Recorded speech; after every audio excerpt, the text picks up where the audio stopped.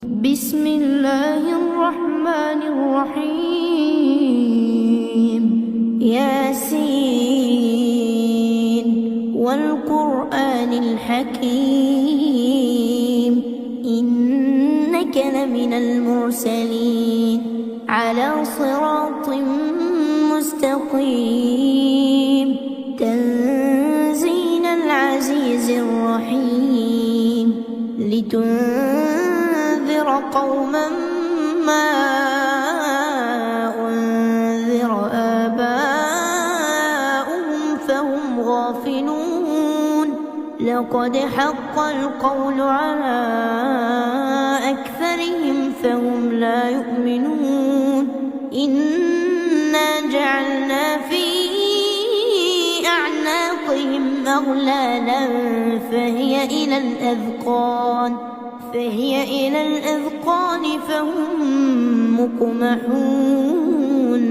وجعلنا من بين أيديهم سدا ومن خلفهم سدا فأغشيناهم فهم لا يبصرون وسواء عليهم أأنذرتهم أم لم تنذرهم لا يؤمنون إنما تنذر من اتبع الذكر وخشي الرحمن بالغيب فبشره بمغفرة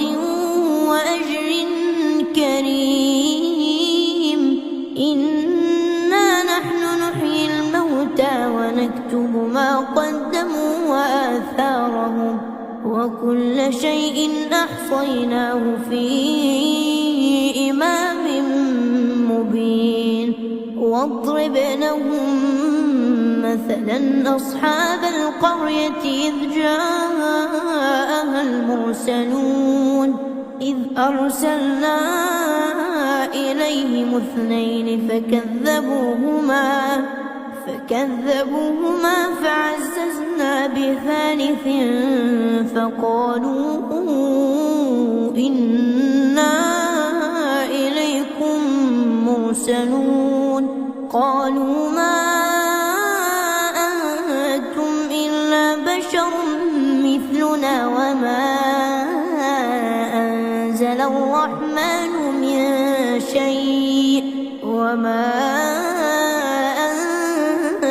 الرحمن من شيء إن أنتم إلا تكذبون قالوا ربنا يعلم إنا إليكم لمرسلون وما علينا إلا البلاغ المبين قالوا إنا تطيرنا بكم لئن لم تنتهوا لنرجمنكم وليمسنكم منا عذاب أليم قالوا طائركم معكم أئن ذكرتم بل أنتم قوم مسرفون وجاء من أقصى المدينة رجل يسعى قال يا قوم اتبعوا المرسلين اتبعوا من لا يسألكم أجرا وهم مهتدون وما لي لا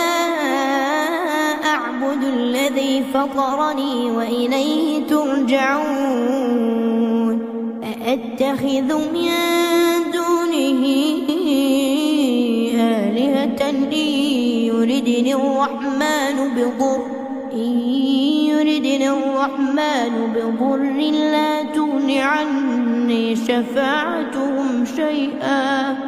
لا تغن عني شفاعتهم شيئا ولا ينقذون إني إذا لفي ضلال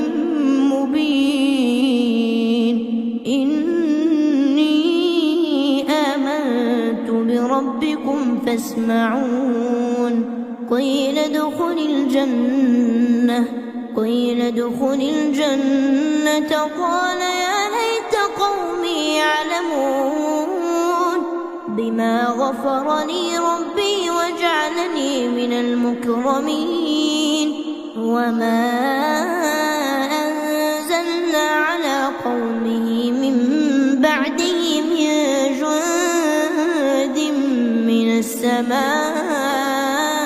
وما كنا منزلين إن كانت إلا صيحة واحدة فإذا هم خامدون يا حسرة على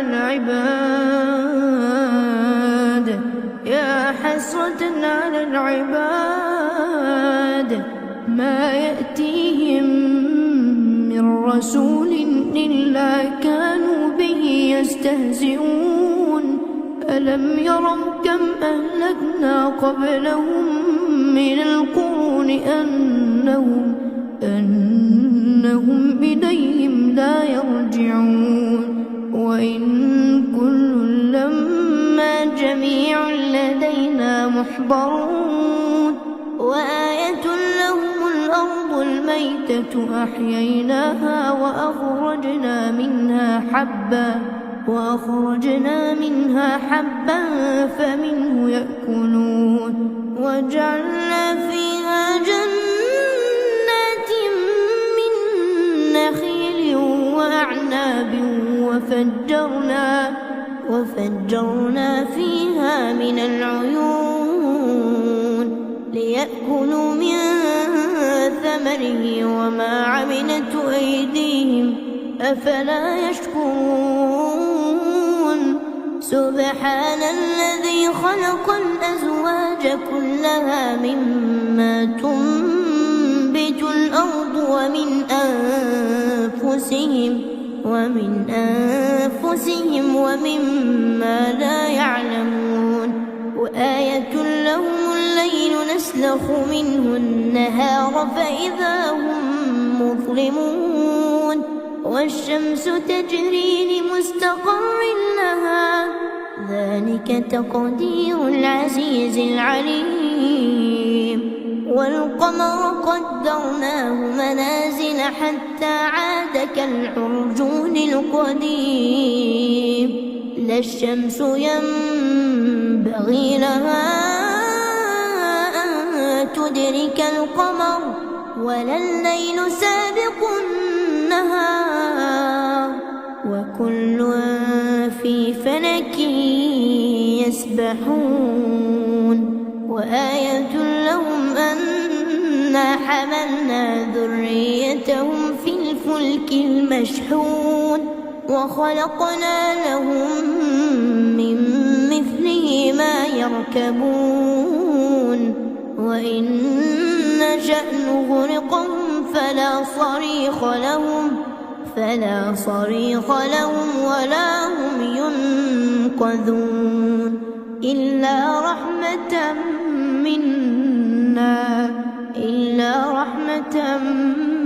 منا ومتاعا إلى حين وإذا قيل لهم اتقوا ما بين أيديكم وما خلفكم لعلكم ترحمون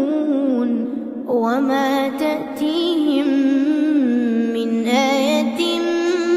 من آيات ربهم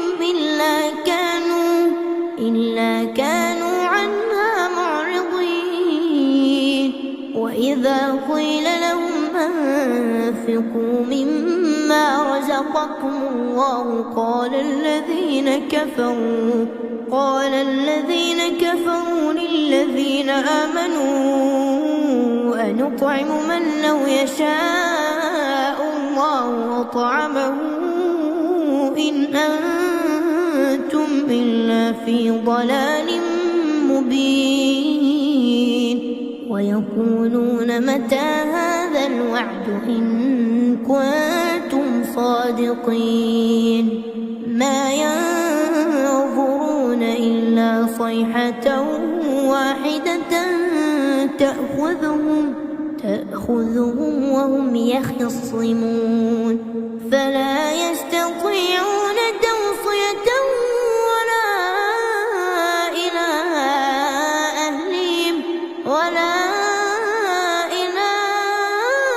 أهلهم يرجعون ونفخ في الصور فإذا هم من الأجداث إلى ربهم ينسلون قالوا يا ويلنا من بعثنا من مرقدنا هذا ما وعد الرحمن وصدق المرسلون إن كانت إلا صيحة واحدة فإذا هم جميع لدينا محضرون فاليوم لا تظلم نفس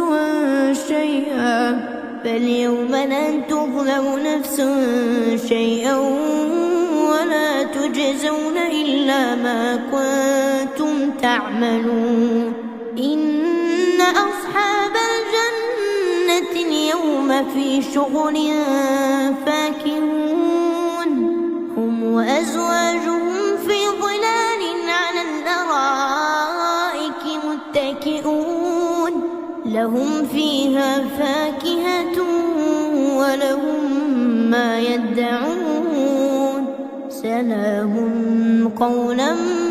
من رب رحيم وامتازوا اليوم أيها المجرمون ألم أعهد إليكم يا بني آدم ألا تعبدوا الشيطان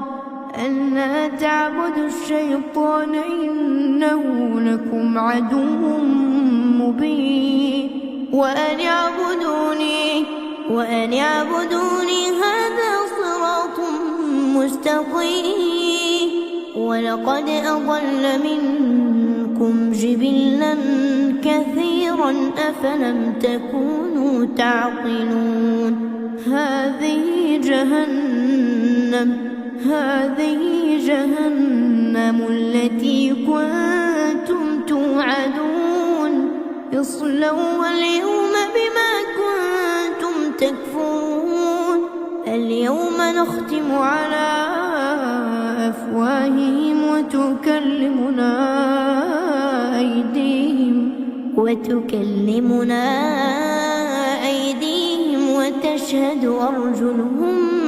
بما كانوا يكسبون ولو نشاء لطمسنا على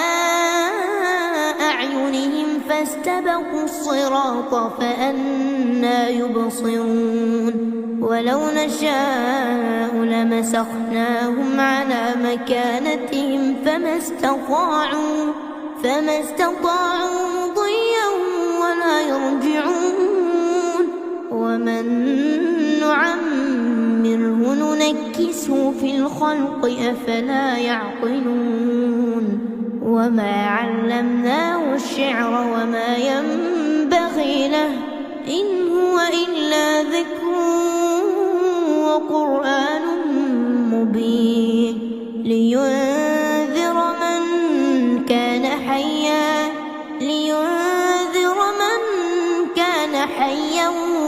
ويحق القول على الكافرين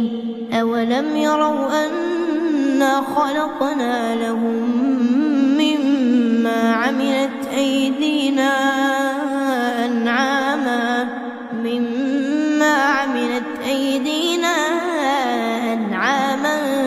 فهم لها مالكون وذللناها لهم فمنها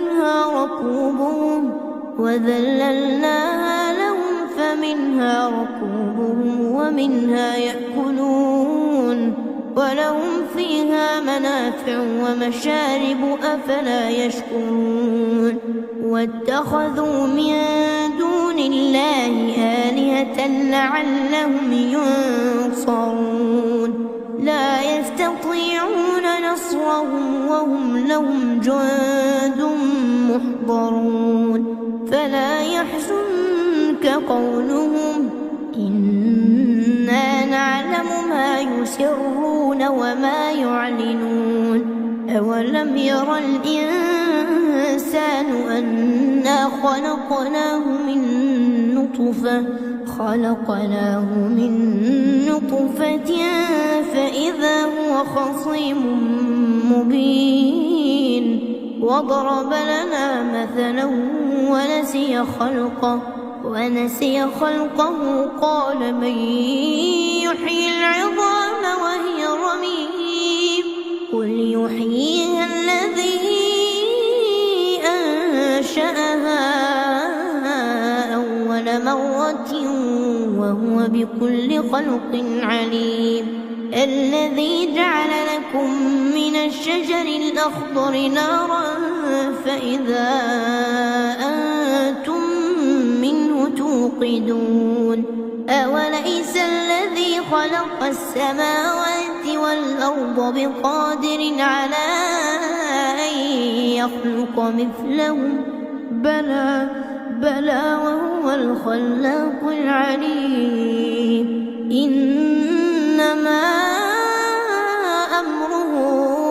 إذا أراد شيئا أن يقول له كن فيكون فسبحان الذي بيده ملكوت كل شيء وإليه ترجعون.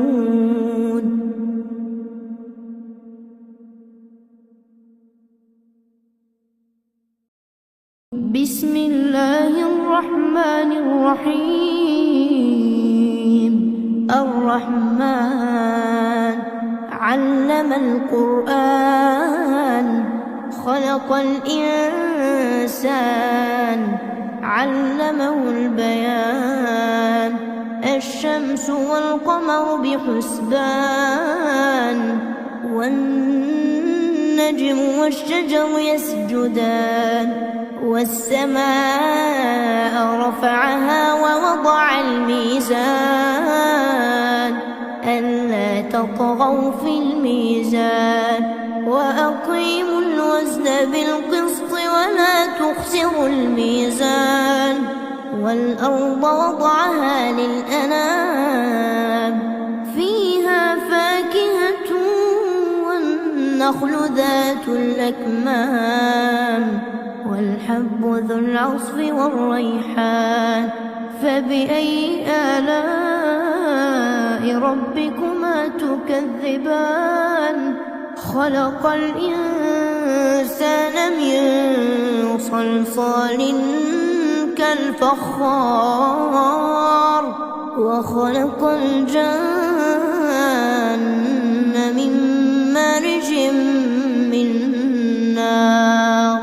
فبأي آلاء ربكما تكذبان رب المشرقين ورب المغربين فبأي آلاء ربكما تكذبان مرج البحرين يلتقيان بينهما برزخ لا يبغيان فبأي آلاء ربكما تكذبان يخرج منهما اللؤلؤ والمرجان فبأي آلاء ربكما تكذبان وله الجوار المنشآت في البحر كالأعلام فبأي آلاء ربكما تكذبان كل من عليها فان ويبقى وجه ربك ذو الجلال والإكرام فبأي آلاء ربكما تكذبان يسأله من في السماوات والأرض كل يوم هو في شأن فبأي آلاء ربكما تكذبان سنفرغ لكم أيها الثقلان فبأي آلاء ربكما تكذبان يا معشر الجن والإنس إن استطعتم أن تنفذوا من أقطار السماوات والأرض فانفذوا لا تنفذون إلا بسلطان فبأي آلاء ربكما تكذبان يرسل عليكما شواظ من نار ونحاس فلا تنتصران فبأي آلاء ربكما تكذبان فإذا انشقت السماء فكانت وردة كالدهان فبأي آلاء ربكما تكذبان فيومئذ لا يسأل عن ذنبه إنس ولا جان فبأي آلاء ربكما تكذبان يعرف المجرمون بسيماهم فيؤخذ بالنواصي والأقدام فبأي آلاء ربكما تكذبان هذه جهنم التي يكذب بها المجرمون يطوفون بينها وبين حميم آن فبأي آلاء ربكما تكذبان ولمن خاف مقام ربه جنتان فبأي آلاء ربكما تكذبان ذواتا أفنان فبأي آلاء ربكما تكذبان فيهما عينان تجريان فبأي آلاء ربكما تكذبان فيهما من كل فاكهة زوجان فبأي آلاء ربكما تكذبان متكئين على فرش بطائنها من استبرق وجنى الجنتين دان فبأي آلاء ربكما تكذبان فيهن قاصرات الطرف لم يطمثهن إنس قبلهم ولا جان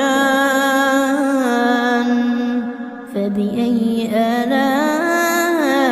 ربكما تكذبان كأنهن الياقوت والمرجان فبأي آلاء ربكما تكذبان هل جزاء الإحسان إلا الإحسان فبأي آلاء ربكما تكذبان ومن دونهما جنتان فبأي آلاء ربكما تكذبان مدهامتان فبأي آلاء ربكما تكذبان فيهما عينان نضاختان فبأي آلاء ربكما تكذبان فيهما فاكهة ونخل ورمان فبأي آلاء ربكما تكذبان فيهن خيرات حسان فبأي آلاء ربكما تكذبان حور مقصورات في الخيام فبأي آلاء ربكما تكذبان لم يطمثهن إنس قبلهم ولا جان فبأي آلاء ربكما تكذبان متكئين على رفرف خضر وعبقري حسان فبأي آلاء ربكما تكذبان تبارك اسم ربك ذي الجلال والإكرام بسم الله الرحمن الرحيم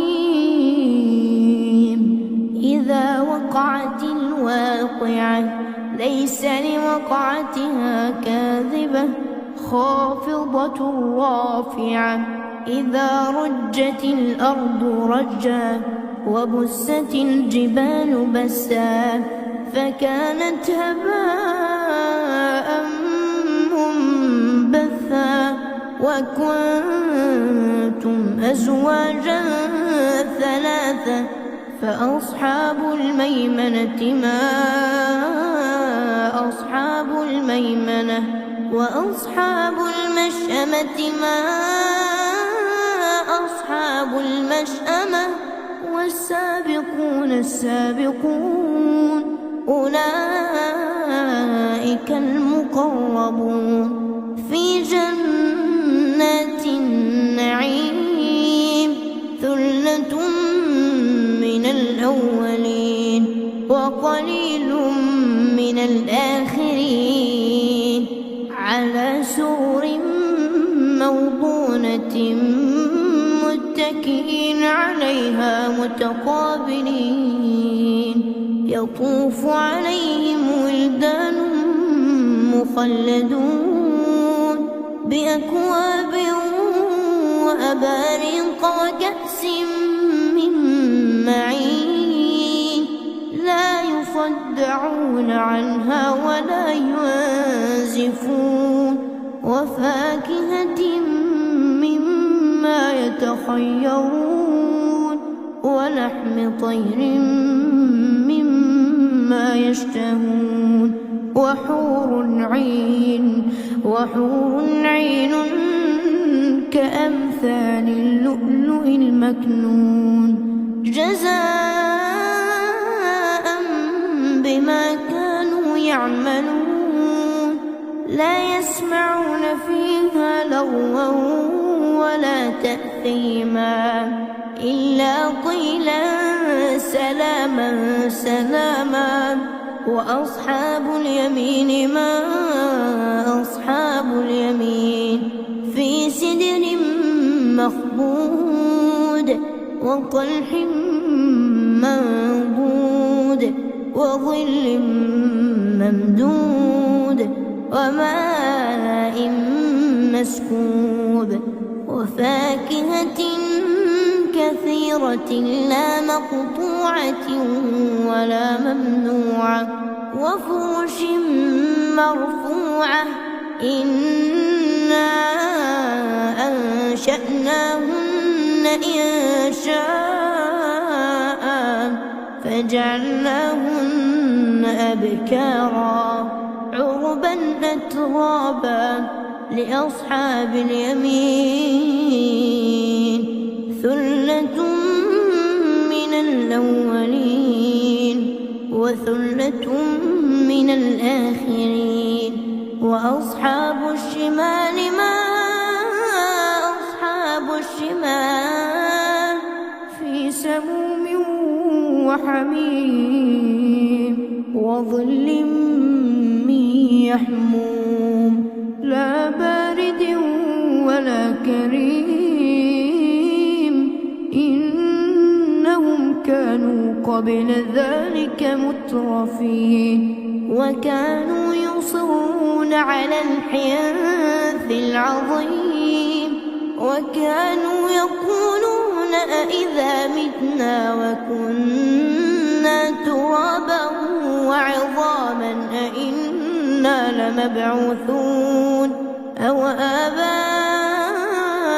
الأولون قل إن الأولين والآخرين لمجموعون إلى ميقات يوم معلوم ثم إنكم أيها الضالون المكذبون لآكلون من شجر من زقوم فمالئون منها البطون فشاربون عليه من الحميم فشاربون شرب الهيم هذا نزلهم يوم الدين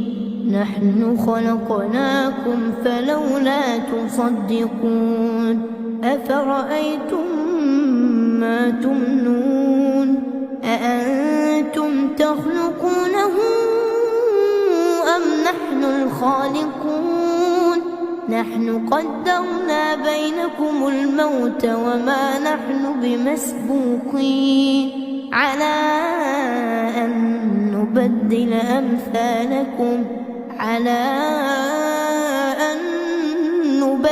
أمثالكم وننشئكم فيما لا تعلمون ولقد علمتم النشأة الأولى فلولا تذكرون أفرأيتم ما تحرثون أأنتم تزرعونه أم نحن الزارعون لو نشاء لجعلناه حطاما فظلتم تفكهون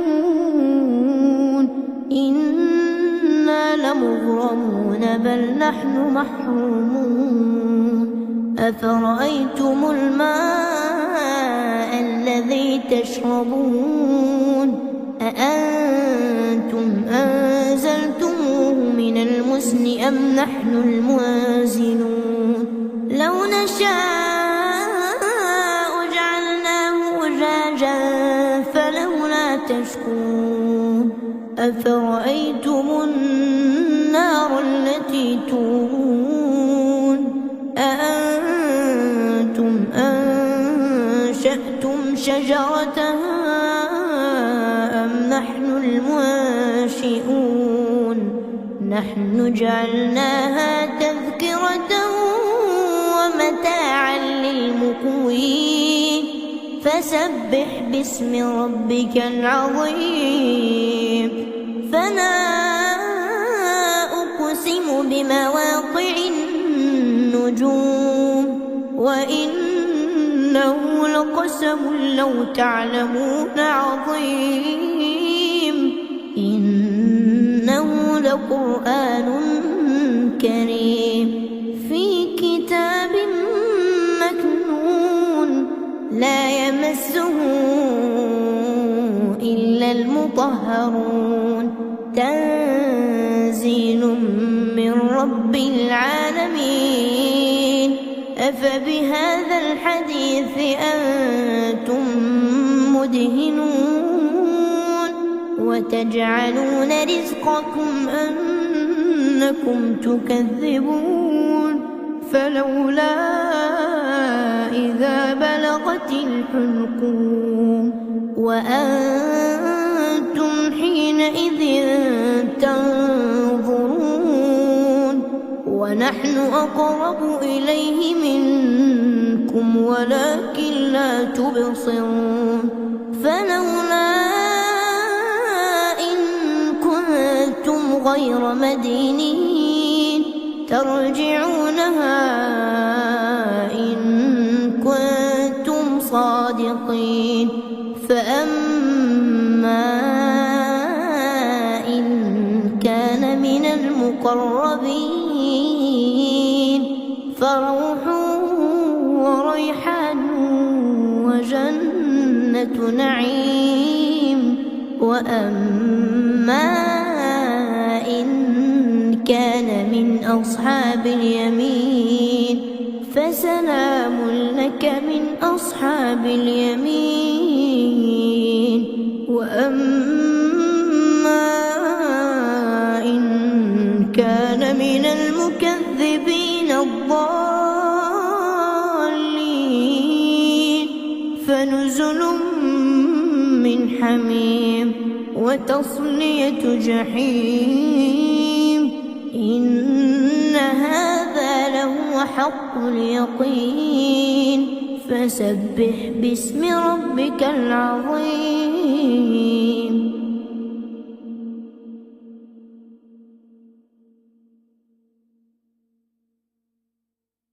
بسم الله الرحمن الرحيم تبارك الذي بيده الملك وهو على كل شيء قدير الذي خلق الموت والحياة ليبلوكم أيكم أحسن عملا وهو العزيز الغفور الذي خلق 7 سماوات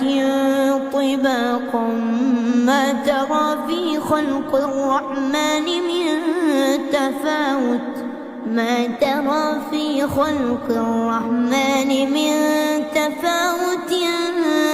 فارجع البصر هل ترى من فطور ثم ارجع البصر كرتين ينقلب إليك البصر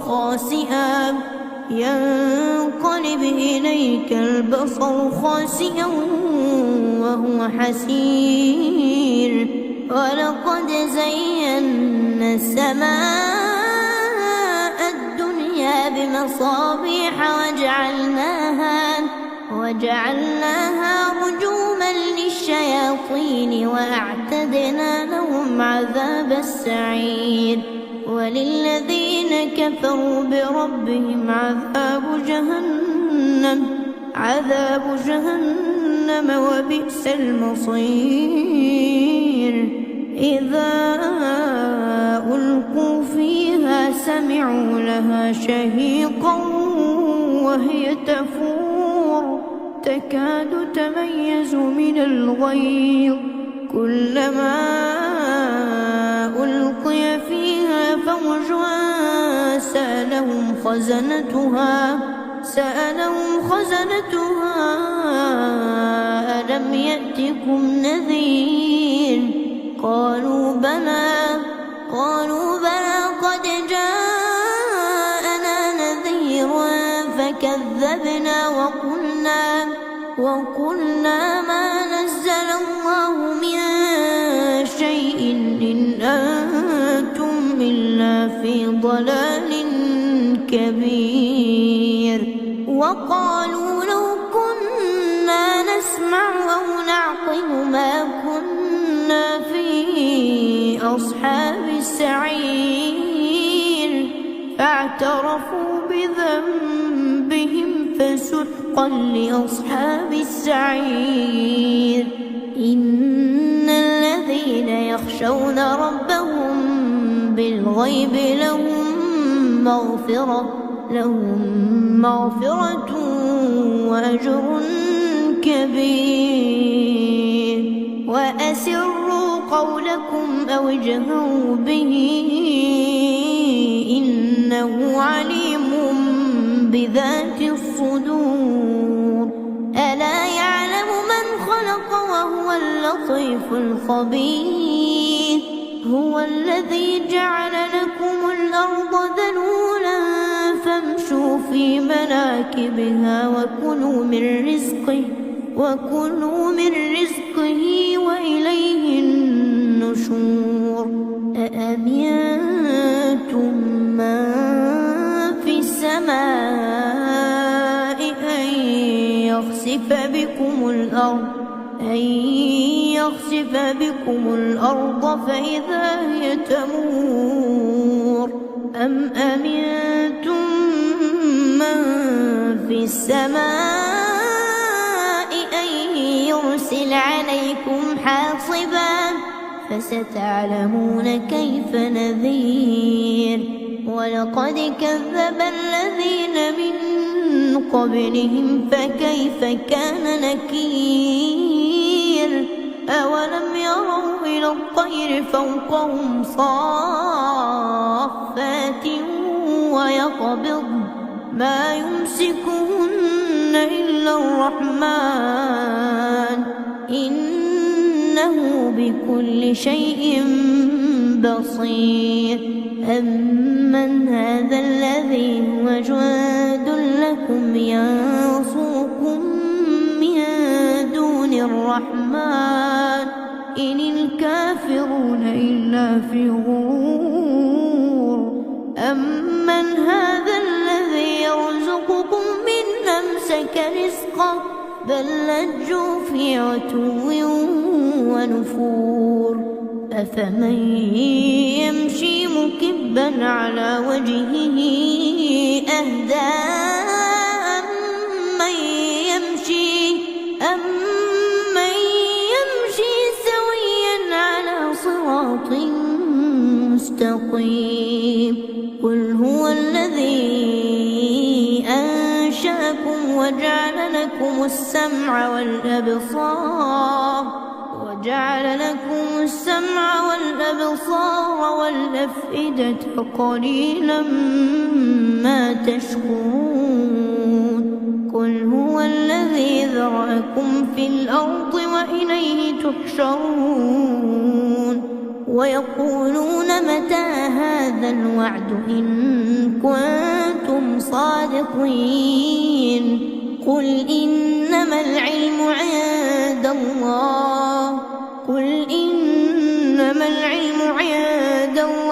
وإنما أنا نذير مبين فلما رأوه زلفة سيئت